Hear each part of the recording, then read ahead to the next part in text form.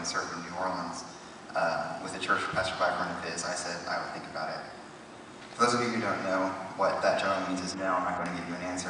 I'm just going to wait until you've forgotten about it or until it's too late.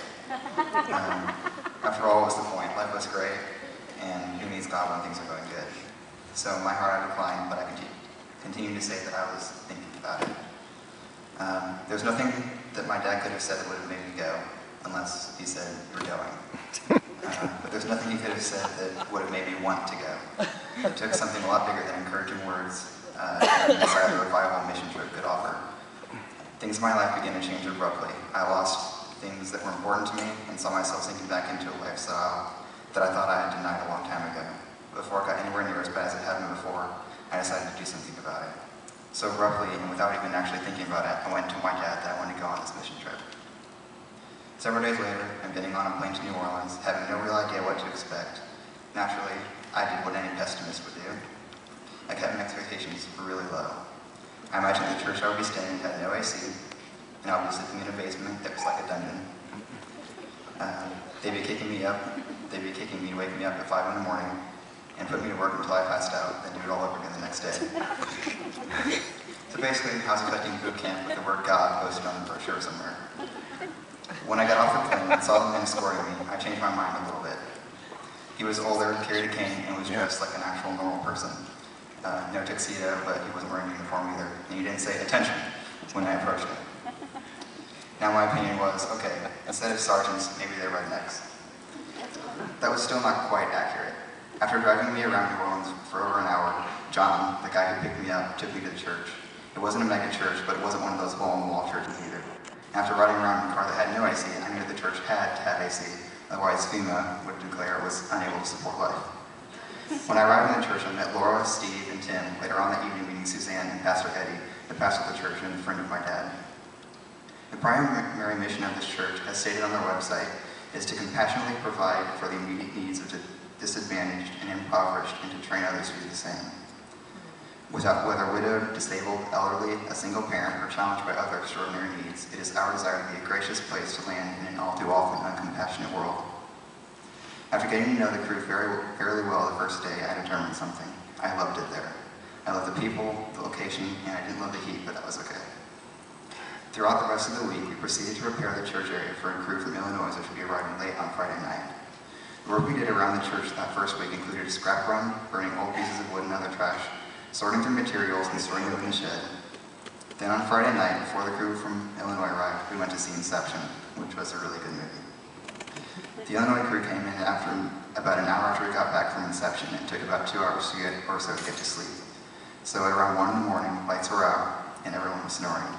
Really, really, really loud, including one of the girls, actually. By the way, by sleep in, I meant we didn't have to wake up at 6:30 like the other days.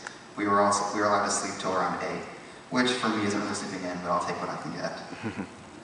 Around 9 o'clock we ate breakfast, had a Bible study, and around 10:30 we started the work. The first day the group I was working with was sanding off the rust on a trailer in front of the church, then proceeding to prime it. This part of the week-long trailer project took all day long to finish, because it was a big trailer.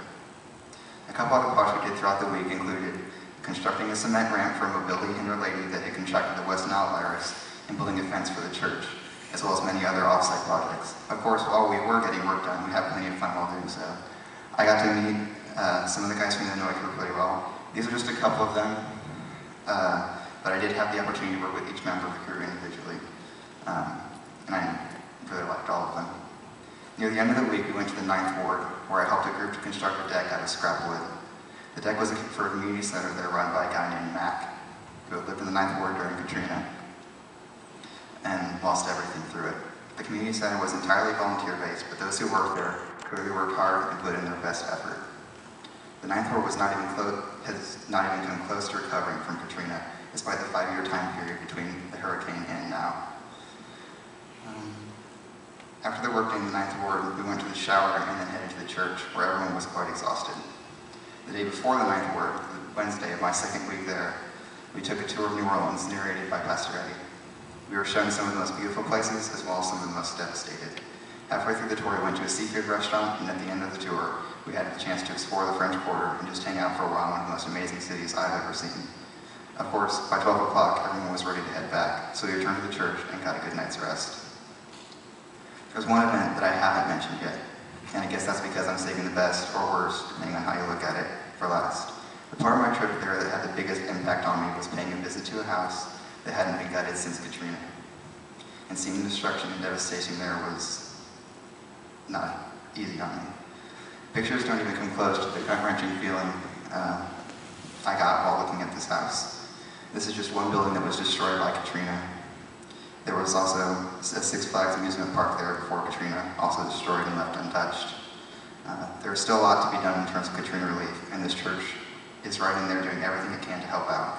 And I'm so glad I had the opportunity to work with them, even for such a short time. I came to this church looking for very little. I wanted some form of revival, that's true.